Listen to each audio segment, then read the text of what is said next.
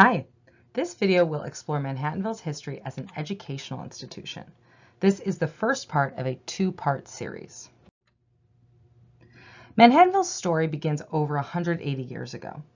In that time, our identity and mission has evolved. The history of Manhattanville is a micro-history of a much larger story, through which you can examine the history of the United States, higher education, women's education, and societal change over time. To start at the very beginning, Manhattanville University traces itself to an Academy of the Sacred Heart, founded in 1841 on the Lower East Side of New York City.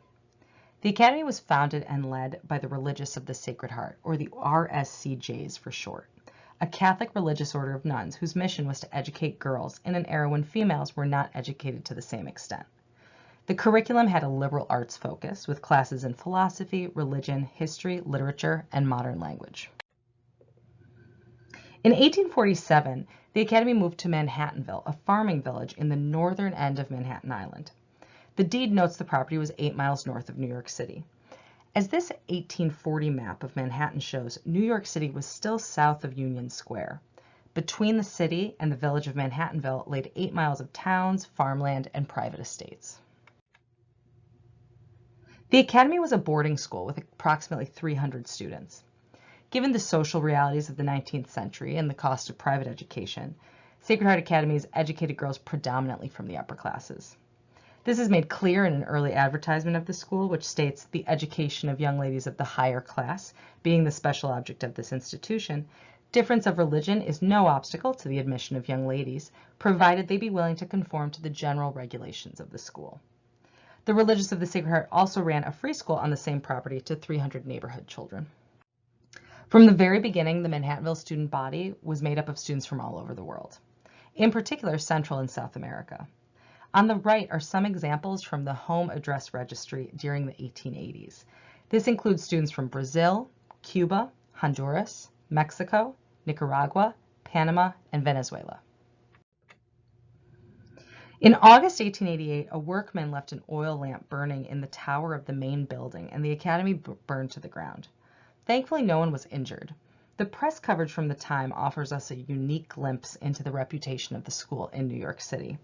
The morning after the fire, the newspaper The World wrote, "The Academy was the pride of the diocese, loved not only for its sacred associations, but for the solidity and thoroughness of the methods employed in its secular as well as religious instruction." The Sisters of the Sacred Heart decided to rebuild on the same foundation. The new building was completed in 1890. The archives have some wonderful scrapbooks that give us a glimpse into daily life as a student at the Academy. Alumni would reflect on this period of their lives as being unique. This was a time when they were pushed academically and creatively in an institution run by women, which was very unusual for the time. By the late 1880s, students could opt to stay on at Manhattanville for 2 additional years of study after completing the high school diploma. This was college-level coursework, but not accredited. By 1915, more women were going to college, but there were very few Catholic women's colleges. Other Sacred Heart Academies added on junior colleges with 2-year degrees. However, at the time, New York State only accredited 4-year colleges. Therefore, Manhattanville decided to become the first 4-year college in the Sacred Heart system. After several years of hard work, Manhattanville was granted a provisional charter in 1917 and an absolute charter in 1919 to grant 4-year undergraduate degrees to women.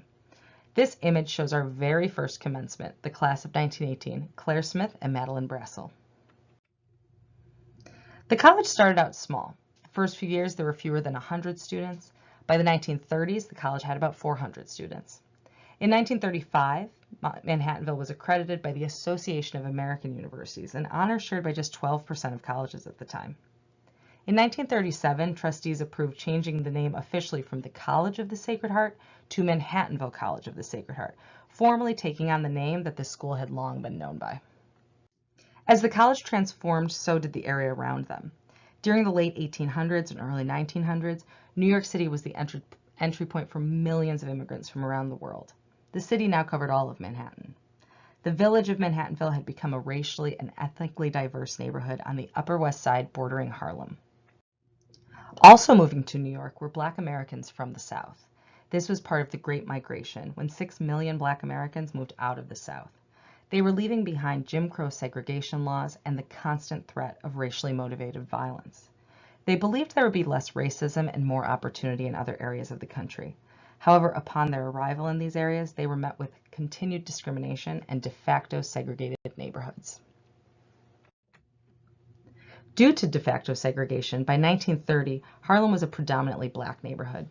This movement of people acted as a catalyst to what we now call the Harlem Renaissance. This was an outpouring of poetry, literature, art, fashion, and music created by Black Americans reacting to their lived experience. Writers emerging from this period include Langston Hughes, Zora Neale Hurston, and Countee Cullen. The Jazz Age was born, introducing performers such as Duke Ellington, Louis Armstrong, and Josephine Baker. Manhattanville, located in an area sometimes called West Harlem, witnessed this cultural moment. A key part of the mission of Manhattanville, under the guidance of the Sisters of the Sacred Heart, was community involvement. In the early 1900s, Manhattanville alumni helped open the Barat Settlement and Casita Maria, volunteer organizations that helped recently arrived families with child care and connecting them to housing, healthcare, education, and other services. A big part of the Manhattanville student experience was working with these organizations. In 1933, the Manhattanville student body took a bold step, publishing the Manhattanville Resolutions. In them, students aligned Catholic principles with the cause for racial equality. Students vowed to engage actively with time and resources in what they called interracial justice. These resolutions were published in a number of periodicals and established the reputation of Manhattanville as a school willing to take a stand on racism. In February 1938, a priest named Father John Lafarge wrote to Manhattanville President Mother Damon. Lafarge was a Jesuit and was well known for his writings against anti-Semitism and racism. He argued against separate but equal segregation. Lafarge believed that economic and societal exploitation was the reason for racial disparities. Lafarge asked Mother Damon whether a Black student with all the qualifications necessary could be admitted to Manhattanville. The college had Hispanic and Asian students, but never an African American student. The events that follow are a fascinating time in Manhattanville history, and you can learn more about this chapter in other videos we have online. But here I'll keep it brief. Manhattanville students voted in favor of admitting the student. Once this was made public, a group of anonymous alumni sent out a mailer informing hundreds of alumni and families of the decision. Mother Damon started to receive mail. Some of it was very troubling. However, in total that spring, she received 20 negative reactions. She received far more positive letters, alumni noting they supported the decision. However, the negative letters really bothered Mother Damon. At that year's alumni reunion, she spoke for 45 minutes. This would later be known as the Principles versus Prejudices speech. In it, she notes that prejudices are common, but the point of education is to combat these prejudices. She stated, "It is natural for us to form prejudices. We grow up taking prejudices out of the air about us as we take up germs. Whereas the more we know of man's doing and thinking throughout time and throughout the world's extent, the more we understand that beauty and goodness and truth are not the monopoly of any age, nor of any group, nor of any race." That summer, Manhattanville published the speech in full in its alumni magazine. By the fall, it had gone viral by 1938 standards, being printed in other publications, including Opportunity Magazine, an academic journal published by the National Urban League. Over the next several months, Mother Damon received hundreds of letters from around the world, people who previously had no connection to Manhattanville but read the speech and wanted copies to share with others. Eventually, over 9,000 copies of her speech were printed. In the years that followed, Manhattanville continued supporting local artists of color. In April 1939, a young Richard Wright, who would later write Black Boy and Native Son, did a reading of his first book on the Manhattanville campus. We have a signed copy. Our rare book collection also has signed books from Harlem Renaissance figures Alan Locke, Langston Hughes, and Countee Cullen. Manhattanville became a leader for social action in higher education. The National Federation of Catholic College Students was founded at Manhattanville. Eventually, this organization grew to over 150 member colleges and played a role in the civil rights movement. Manhattanville began actively marketing themselves as a place where principle conquers prejudices every day. In this 1949 Catholic Digest article, they showcased students from Jamaica, Japan, the Philippines, Mexico, China, Korea, and India. The diversity of the student body is celebrated as a core mission and strength of the college. Social action became a major part of student life. Seen here, the Interracial Action Committee. Manhattanville also founded Interracial Justice Week, which spread to other colleges. This was a week every February, which would include such events as films, lectures, and discussions to encourage student engagement. During World War II, the U.S. experienced a nursing shortage both at home and abroad. Manhattanville answered the call for more trained nurses. The Aloysia Hardy School of Nursing opened in 1943 and graduated hundreds of nurses. Little did they know that another nursing school would open at Manhattanville a little over 70 years later. As the 1940s drew to a close, Manhattanville faced its biggest challenge yet. Their neighbors, City College, were desperately seeking to expand and asked the City of New York to get involved. After years of litigation, Manhattanville was forced to leave their beloved city campus for a new location.